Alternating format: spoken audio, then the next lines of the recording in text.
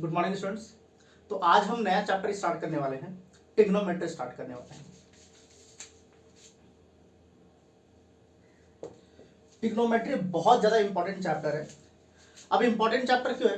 देखिए, इसमें तो बहुत सारे आइडेंटिटीज होते हैं, लेकिन ट्रिग्नोमेट्री लगभग हर एक चैप्टर में आपको मिल जाएगा। डिफरेंशिएशन, इंटीग्रेशन, लिमिट्स, कंटिन्यूटी, कोई भी चैप्टर उठाइए, मैट्रिसेस डिटरमिनेंट भी उठाएंगे, उसमें भी आपको ट्रिग्नोमेट्री मिलेगा। तो मैक्सिमम हर जगह पर आपको ट्रिग्नोमेट्री मिलेगा। इसलिए ट्रिग्नोमेट्री क्या है, बहुत ही ज्यादा इंपॉर्टेंट चैप्टर है, इसको बहुत अच्छे तरीके से समझना है।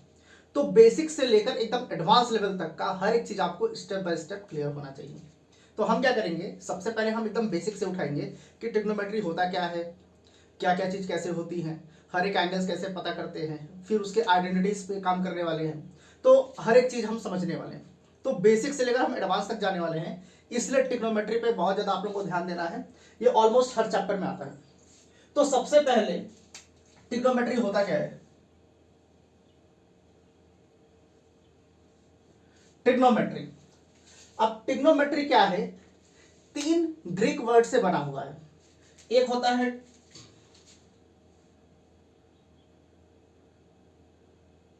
ट्राई,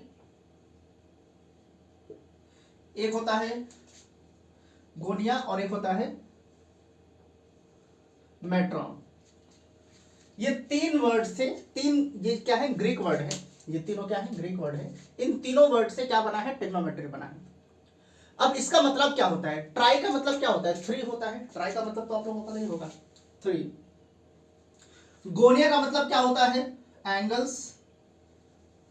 और मेट्रॉन का मतलब क्या होता है? Measurement. 3 angles measurement, 3 angles measurement, और 3 एंगल्स मेजरमेंट को ही हम क्या कहते हैं? ट्रिग्नोमेट्री कहते हैं। देखिए, पहले के समय में ट्रिग्नोमेट्री बहुत ज्यादा यूज किया करते थे, आज के समय में भी बहुत ज्यादा यूज है, लेकिन पहले के समय में मैथमेटिक्स इतना डेवलप था नहीं, फिर भी ट्रिग्नोमेट्री बहुत पहले से ही यूज किया जा रहा है। और इसको किस लिए यूज किया जा रहा है? एंगल्स को मेजर करने के लिए। मान लीजिए कोई पहाड़ है, पहाड़ के हाइट को मेजर करना है, तो वहां पर हम ट्रिग्नोमेट्री यूज करते हैं। कोई ओशन है, समुद्र है, उसके डेप्थ को अगर मेजर करना है तो वहां पर हम ट्रिग्नोमेट्री यूज करते हैं। 2 प्लैनेट्स हैं, 2 प्लैनेट्स के बीच का डिस्टेंस पता करना है, दूरी पता करना है, तो वहां पर हम ट्रिग्नोमेट्री यूज करते हैं। बड़े बड़े मशीन्स, छोटे छोटे मशीन्स भी जो हमको बनाना होता है, वहां पर भी ट्रिग्नोमेट्री यूज होता है। घर हम बनाते हैं, वहां पर भी ट्रिग्नोमेट्री यूज होता है। मतलब ट्रिग्नोमेट्री का बहुत ज्यादा यूज है, बहुत ज्यादा यूज है ट्रिग्नोमेट्री। लगभग मैक्सिमम जगह पर ट्रिग्नोमेट्री हमें यूज करना पड़ता है। ठीक है, तो अब ट्रिग्नोमेट्री 3 वर्ड से बना हुआ है, ट्राई, गोनिया, मेट्रॉन। ट्राई का मतलब होता है 3, गोनिया का मतलब एंगल्स, मेट्रॉन का मतलब मेजरमेंट। मतलब कि 3 angles measurement is known as trigonometry. हम कह सकते हैं कि 3 angles measurement is known as trigonometry, उसको हम ट्रिग्नोमेट्री कहते हैं। ठीक है, ये तो चले ट्रिग्नोमेट्री का बेसिक डेफिनेशन हो गया। अब क्या है कि 3 एंगल्स के मेजरमेंट को हम ट्रिग्नोमेट्री कहते हैं। तो इन एंगल्स को मेजर करने का, जो 3 एंगल्स को हम मेजर कर रहे हैं, इस एंगल्स को मेजर करने के कई सारे यूनिट्स होते हैं। 3 यूनिट्स होते हैं, 3 यूनिट्स। एक होता है सेक्साजेसिमल सिस्टम, एक होता है सेंटेसिमल सिस्टम, और एक होता है यूनिवर्सली एक्सेप्टेड सिस्टम। इसको हम कहते हैं सर्कुलर सिस्टम भी हम कहते हैं। तो पहले हम समझेंगे कि सेक्साजेसिमल सिस्टम क्या होता है, फिर सेंटेसिमल सिस्टम क्या होता है, फिर एक होता है सर्कुलर सिस्टम। हमें जो मेन क्वेश्चंस करने हैं वो हमें सर्कुलर सिस्टम पे ही करने हैं, सेक्साजेसिमल और सेंटेसिमल पे नहीं करना है। लेकिन फिर भी आप लोगों को पता होना चाहिए ये क्या होता है। तो चलिए इसके बारे में देखते हैं।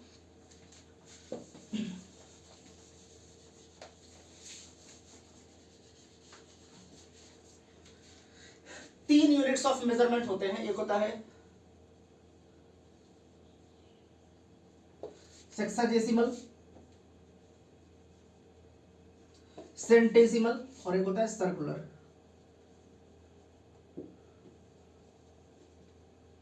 इसको हम इंग्लिश सिस्टम भी कहते हैं, इंग्लिश सिस्टम। इसको हम फ्रेंच सिस्टम भी कहते हैं। और ये क्या है? Universally accepted system, universally accepted system.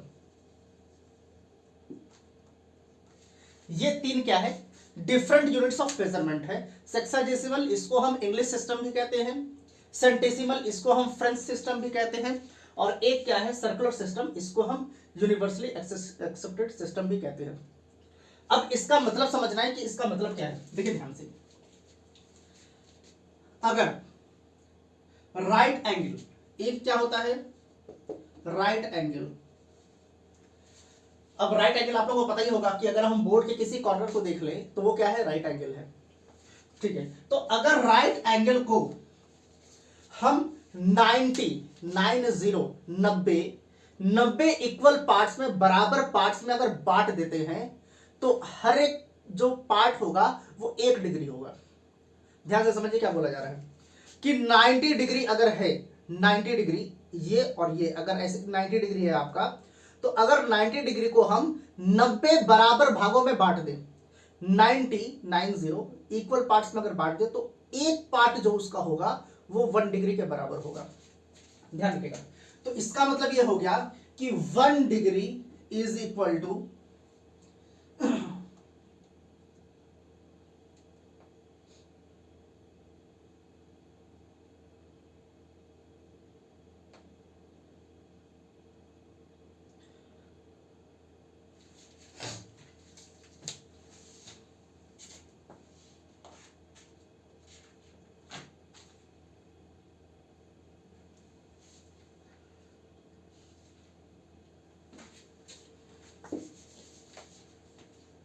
यहां पर आप कह सकते हैं 1 right angle is equal to 90 degree.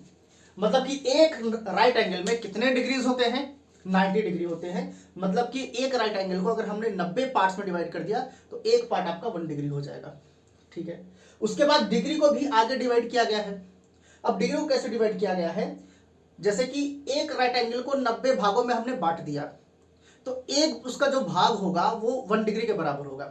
ठीक है, अब वो जो भाग है 1 डिग्री, उसको अगर हम 60 भागों में बांट दें, अगर 1 पार्ट जो है 1 डिग्री, उसको अगर हम 90 पार्ट्स में डिवाइड कर देते हैं, तब एक पार्ट जो होगा वो 1 मिनट के बराबर होगा। तो इसलिए हम यहां पर लिख सकते हैं 1 degree is equal to 60 minute. Minute को हम क्या करते हैं, सिंगल डैश से डिनोट करते हैं। राइट एंगल को अगर 90 पार्ट्स में डिवाइड कर दिया तो वो 1 डिग्री, एक पार्ट 1 डिग्री कहलाएगा। और जब 1 डिग्री को 60 इक्वल पार्ट्स में डिवाइड कर दिया हमने, इक्वल पार्ट्स होने चाहिए, तो एक पार्ट जो होगा वो होगा 1 मिनट। अब उसके बाद मिनट्स को भी डिवाइड किया गया है। अब 1 मिनट को 60 इक्वल पार्ट्स में अगर डिवाइड कर दिया गया, 1 मिनट को अगर 60 इक्वल पार्ट्स में डिवाइड कर देंगे तो वो हो जाएगा 60 सेकेंड। 1 मिनट को हमने 60 इक्वल पार्ट्स में डिवाइड किया है, तो एक पार्ट क्या होगा, 1 सेकंड होगा। ये आप लोगों को ध्यान देना है, यहां पर समझना है। तो ये तो था सेक्साडेसिमल सिस्टम। अब सेंटेसिमल सिस्टम, फ्रेंच सिस्टम। देखिए इसमें क्या होता है कि अगर 1 राइट एंगल है, अगर राइट एंगल है उसको हम 100 इक्वल पार्ट्स में, मतलब 100 बराबर भागों में बांट देते हैं। किसको, 1 राइट एंगल को। तो जो 100 बराबर भागों में बांटा गया है, उसका एक भाग जो होगा, उसका जो 1 पार्ट होगा, उसको हम 1 ग्रेडियंट कहेंगे। वो क्या हो जाएगा, मतलब राइट एंगल जो होता है वो किसके बराबर होता है, 100 ग्रेडियंट। अब एक ग्रेडियंट क्या है, देखिए फ्रेंच सिस्टम में हम ग्रेडियंट से मेजर करते हैं। फ्रेंच सिस्टम क्या है, फ्रेंच सिस्टम में जो मेजरमेंट होता है वो ग्रेडियंट में मेजरमेंट होता है। इंग्लिश सिस्टम में किस में मेजरमेंट होता है, डिग्री में होता है। इंग्लिश सिस्टम में हम डिग्री में मेजरमेंट करते हैं। सेंटेसिमल सिस्टम में हम ग्रेडियंट में मेजर करते हैं। यहां लिख देते हैं ग्रेडियंट, ग्रेडियंट में मेजर करते हैं। और सर्कुलर सिस्टम में हम किस में मेजर करते हैं, रेडियंस। सर्कुलर सिस्टम में क्या किससे मेजर करते हैं, रेडियंस में मेजर करते हैं। तो अब फ्रेंच सिस्टम क्या है, ग्रेडियंट। ग्रेडियंट क्या है, देखिए ग्रेडियंट का मतलब कि अगर एक राइट एंगल है, उसको हम 100 इक्वल पार्ट्स में डिवाइड कर दें, 100 बराबर भागों में बांट दें, तो एक पार्ट जो होगा वो 1 ग्रेडियंट के बराबर होगा। इसका मतलब ये है, उसको हम ग्रेडियंट कहते हैं फ्रेंच सिस्टम में। ठीक है, तो मतलब कि 1 राइट एंगल किसके बराबर हो जाएगा, 100 ग्रेडियंट के बराबर हो जाएगा। और वन ग्रेडियंट जो होता है, देखिए बाद में वन ग्रेडियंट को भी 100 पार्ट्स में अगर हम डिवाइड कर देते हैं तो वन ग्रेडियंट जो होता है वो 100 मिनट्स के बराबर होता है। One gradient is equal to 100 minutes. मतलब कि सबसे पहले राइट एंगल को 100 भागों में बांटा, तो एक भाग को जो बचा उसका एक भाग लेते हैं, उसको भी 100 पार्ट्स में बांट दिया, तो उसको हम कहते हैं मिनट्स। तो one gradient is equal to 100 minutes, और one minute is equal to कितना होता है, 100 सेकेंड्स होता है। ये होता है। तो फ्रेंच सिस्टम में हम ग्रेडियंट में मेजर करते हैं, इंग्लिश सिस्टम में हम डिग्रीज में मेजर करते हैं, और सर्कुलर सिस्टम में हम किस में मेजर करते हैं, रेडियंस में मेजर करते हैं। अब रेडियन मेजरमेंट क्या है, इस चीज को आप लोगों को ध्यान से समझना है कि रेडियन मेजरमेंट क्या है।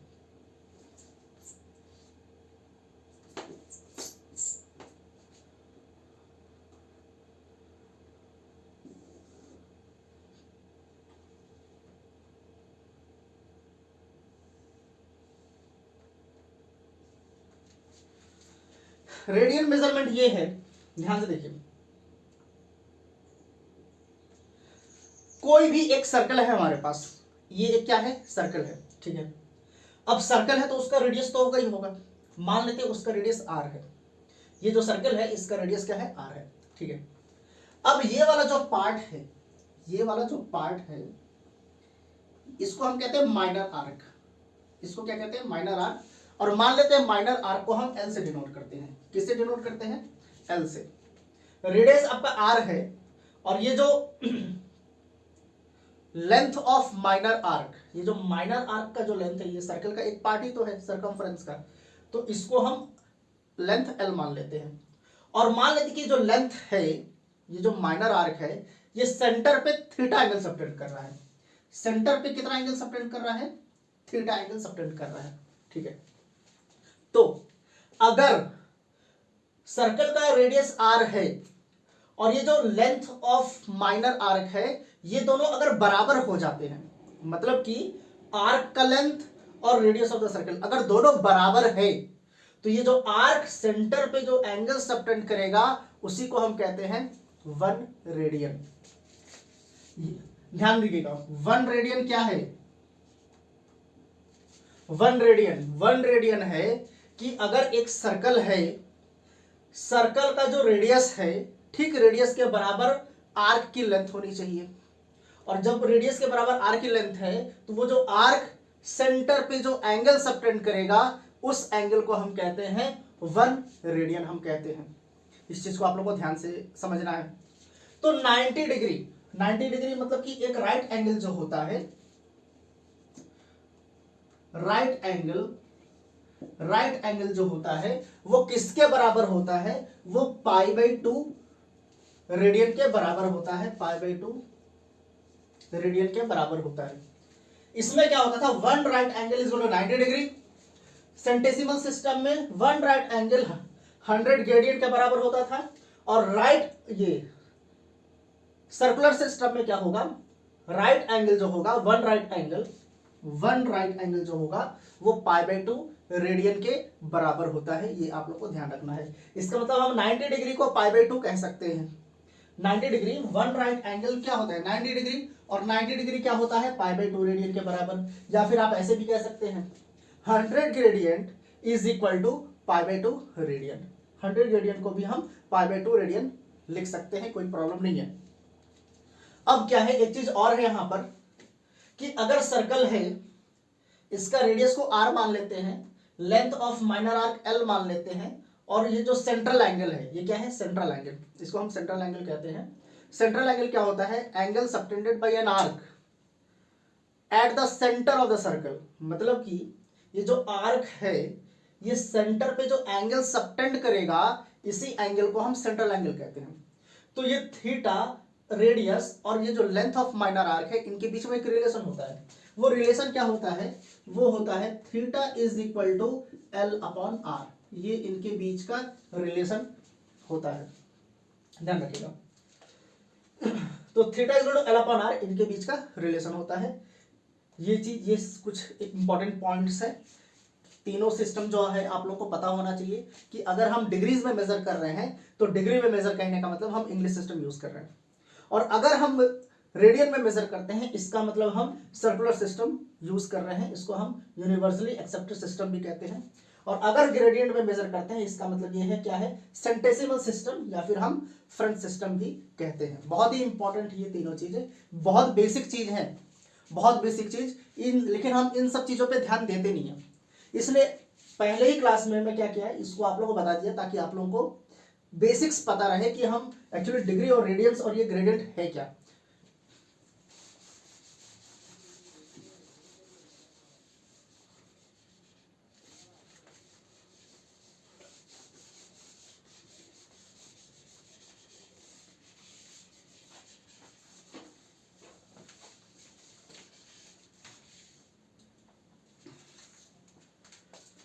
अब क्या है, मान लेते हैं ट्रिग्नोमेट्रिक रेशियोज के बारे में समझ लेते हैं कि ट्रिग्नोमेट्रिक रेशियोज क्या होते हैं।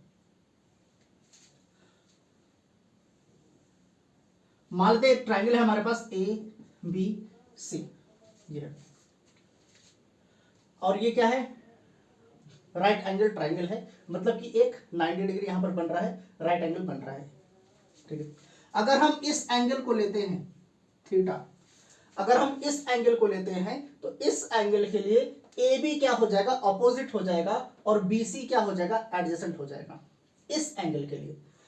कैसे, इस एंगल को हमने लिया, इस एंगल को बंद किया तो कौन सा साइड दिख रहा है, ए बी दिख रहा है, तो ए बी अपोजिट हो जाएगा, और इससे जो लगा हुआ साइड है ये क्या हो जाएगा, एडजेसेंट हो जाएगा। और ये वाला तो हमेशा हाइपोटेन्यूज ही रहता है।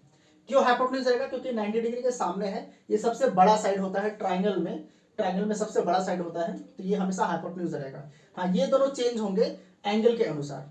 एंगल के अनुसार कैसे, अगर हम इस एंगल को लेते हैं अल्फा, तो इस एंगल अल्फा के लिए BC जो हो जाएगा वो अपोजिट हो जाएगा, और AB जो होगा वो एडजेसेंट हो जाएगा, क्योंकि अल्फा को जब हम बंद करते हैं तो ये भी साइड बंद हो गया, ये भी, कौन सा साइड दिख रहा है, BC, तो अल्फा एंगल के लिए BC जो है वो अपोजिट है, और AB इससे टच हुआ है, तो ये AB जो हो जाएगा वो क्या हो जाएगा, एडजेसेंट हो जाएगा, और ये तो हमेशा हाइपोटेन्यूज रहेगा ही रहेगा, ठीक है। तो कुछ 6 ट्रिग्नोमेट्रिक रेशियोज होता है हमारे पास, वो आप लोगों को पता रहना चाहिए। अगर हम लेते हैं साइन थीटा, दूसरा होता है कॉस थीटा, तीसरा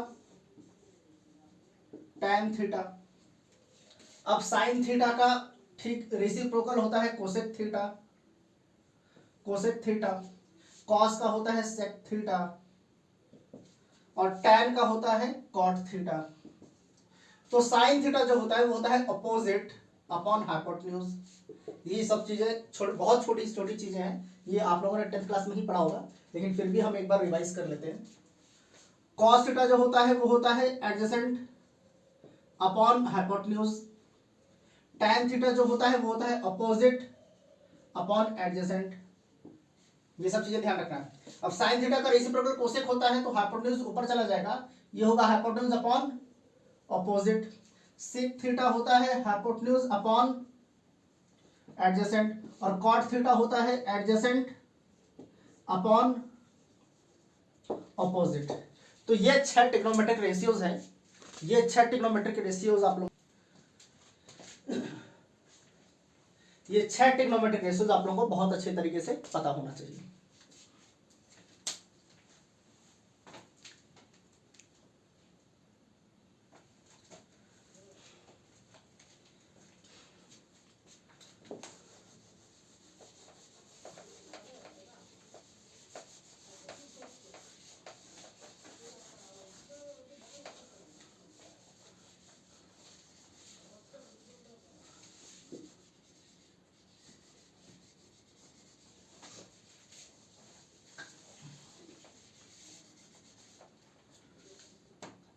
अब क्या है, हम ट्रिग्नोमेट्रिक एंगल्स के बारे में समझेंगे कि ट्रिग्नोमेट्रिक एंगल्स क्या है।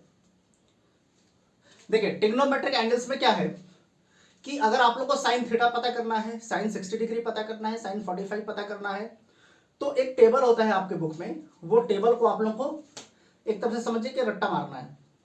लेकिन अगर आप लोग रट्टा नहीं मारना चाहते हैं तो एक ट्रिक मैं आप लोगों को बताता हूँ, वो ट्रिक से आप लोगों को समझ लेना है कि हाँ, आप लोग तुरंत सोच कर ही पता लगा सकते हैं कि साइन 30 क्या होगा, साइन 45 क्या होगा, साइन 60 क्या होगा, ये सब हमें पता चल जाएगा। देखिए, ध्यान से देखिए, आप लोग ज्योमेट्री बॉक्स तो यूज किए होंगे। अब ज्योमेट्री बॉक्स में दो ट्रायंगल टाइप के स्ट्रक्चर होते हैं, वो उस ट्रायंगल टाइप के स्ट्रक्चर को हम कहते हैं सेट स्क्वायर्स। तो वो सेट स्क्वायर्स क्या होता है, ध्यान से देखिए। एक सेट स्क्वायर होता है ऐसा कुछ, ये होता है 30, ये होता है 60 और ये होता है 90। और दूसरा सेट स्क्वायर होता है ऐसा, ये भी 45, ये भी 45 और ये 90 डिग्री। ये दो सेट स्क्वायर्स आपके ज्योमेट्री बॉक्स में होते हैं।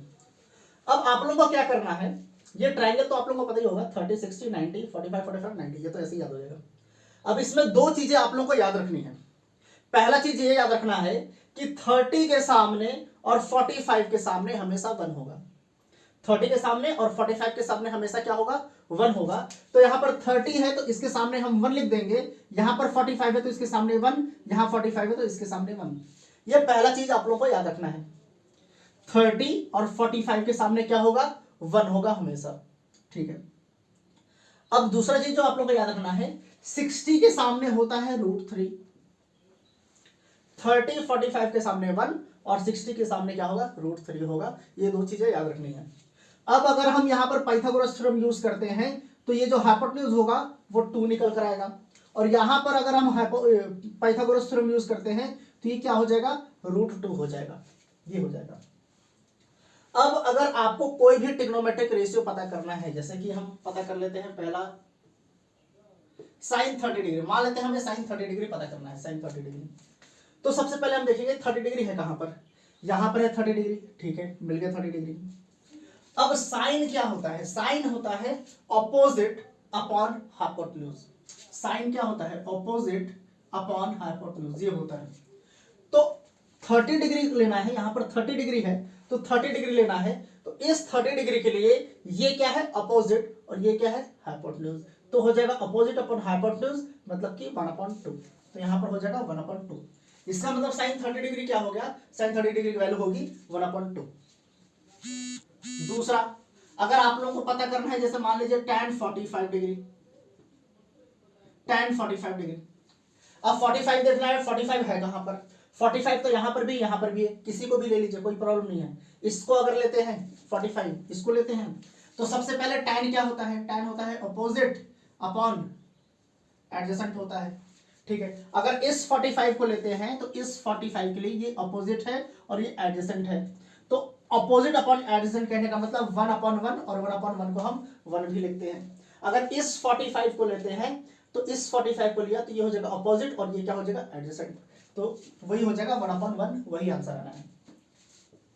एक और अगर ले लेते हैं, जैसे ले लेते हैं cos 45 डिग्री।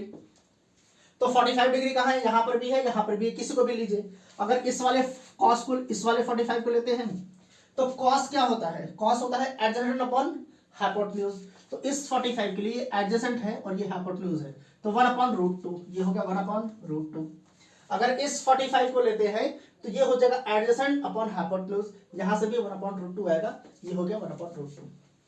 तो यहां से आप कोई भी ट्रिग्नोमेट्रिक एंगल्स, जो कोई भी नहीं, कहने का मतलब 30, 45, 60 डिग्री, यहां से आप लोग आराम से निकाल सकते हैं, कोई प्रॉब्लम नहीं है। अब आप लोग को थोड़ा सा प्रॉब्लम होगा कहां पर, 0 डिग्री और 90 डिग्री, यहां पर प्रॉब्लम होगा।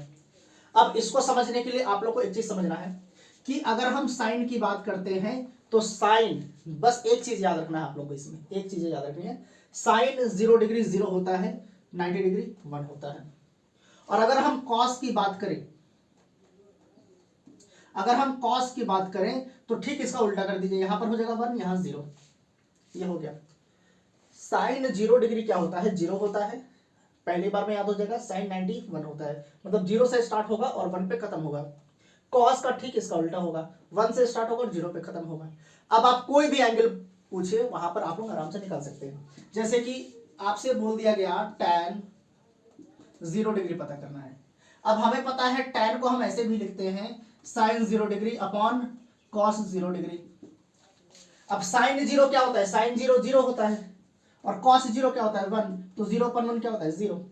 अब अगर बोला है tan 90 डिग्री tan 90, अब tan 90 क्या होगा, sin 90 अपॉन cos 90। tan 90 क्या होता है, sin 90 अपॉन cos 90। sin 90 कितना होता है, कितना है 1, और cos 90 कितना है 0। और किसी भी नंबर को अगर हम 0 से डिवाइड करते हैं तो क्या आता है, इन्फिनिटी आता है। तो आप लोग यहाँ लिख देंगे इन्फिनिटी, tan 90 क्या हो जाएगा, इन्फिनिटी हो जाएगा। अभी देखने से शुरुआत में थोड़ा सा आप लोगों को लगेगा कि डिफिकल्ट, उससे अच्छा आप लोग सोचे कि हम टेबल को ही क्यों ना रट्टा मार ले। टेबल रट्टा नहीं मारना है, क्योंकि टेबल को अगर रट्टा मारेंगे तो कुछ समय बाद आप लोग भूल जाएंगे। ये क्या है, ये बेसिक कॉन्सेप्ट्स है। ये कॉन्सेप्ट्स हम वहां पर भी यूज कर सकते हैं, कई सारे चैप्टर में यूज होगा। एक चैप्टर होता है हाइट एंड डिस्टेंस, जिसमें एरोप्लेन जा रहा होता है, उसका हाइट पता करना होता है, या फिर एंगल ऑफ एलिवेशन दे रखा है बिल्डिंग का, बिल्डिंग की हाइट पता करनी है, या फिर डिस्टेंस पता करना है। तो इस ट्राइंगल से हम विद इन 5 सेकंड के अंदर हम आंसर पता कर लेंगे। और अगर ये ट्राइंगल नहीं पता है तो आप लोग वहां पर पूरा फॉर्मूला लगाना पड़ जाएगा, 10 मिनट लग जाएगा क्वेश्चन को सॉल्व करने में। इसलिए आप लोग क्या करना है, ये ट्राइंगल बहुत ही एफिशिएंट मेथड है, बहुत ही अच्छा तरीका है इसको समझने का। तो इस ट्राइंगल को ही आप लोग को याद कर लेना है। सिर्फ 2 चीजें याद रखनी है, 30 और 45 के सामने 1 और 60 के सामने √3, बस यही 2 चीजें याद रखनी है, बाकी तो हम खुद ही पता कर लेंगे। अच्छा, आप लोग सोचेंगे कि ये 1, 2 और √3 क्या है, तो ये इनके साइड्स के रेशियोज हैं। इसका साइड का कुछ भी लेंथ हो, अगर कोई भी एक ट्राइंगल है जिसमें एक एंगल 30 डिग्री है, एक एंगल 60 डिग्री है और एक एंगल 90 डिग्री है, तो अगर उसके साइड्स के लेंथ कुछ भी हो, उसका अगर हम रेशियो अगर निकालेंगे रेशियो, तो रेशियो यहाँ पर 1 और यहाँ 2 और यहाँ √3 ही आएगा। कोई भी लेंथ हो, उससे मतलब नहीं है, उसके साइड्स के जो रेशियो होंगे वो यही होंगे। अगर ये वाला ट्राइंगल है तो उसके साइड्स के रेशियो 1, 1 और यहाँ पर √2 ही होगा। तो ये हमने क्या लिखा है, हमने खुद से कोई वैल्यू नहीं रख दिया है, उनके साइड्स के हमने रेशियोज ही लिखे हैं। इसलिए आप लोगों को क्या करना है, इसको बहुत अच्छे से समझ लेना है। फिर क्या है, नेक्स्ट क्लास में हम कुछ क्वेश्चंस करेंगे। कैसा क्वेश्चंस करेंगे, एक तो हमने पढ़ा कि थीटा एल और आर के बीच का रिलेशन, उस पर हम कुछ क्वेश्चंस करेंगे, उस पर क्वेश्चंस आते हैं अच्छे खासे, ठीक है। दूसरा हम करेंगे कि डिग्री से रेडियन में कैसे कन्वर्ट करते हैं और रेडियन से कैसे डिग्री में कन्वर्ट करते हैं, इसको भी हम समझेंगे। फिर उसके बाद हम ट्रिग्नोमेट्रिक आइडेंटिटीज में भी चलेंगे, जहां पर आपको बहुत सारी आइडेंटिटीज होगा जो आप लोगों को याद करना पड़ेगा, उसका प्रूफ भी हम सीखेंगे और उस पर क्वेश्चंस अच्छे खासे आते हैं। तो पहले क्या है, इसको अच्छे से समझिए, बाकी हम नेक्स्ट क्लास में करेंगे।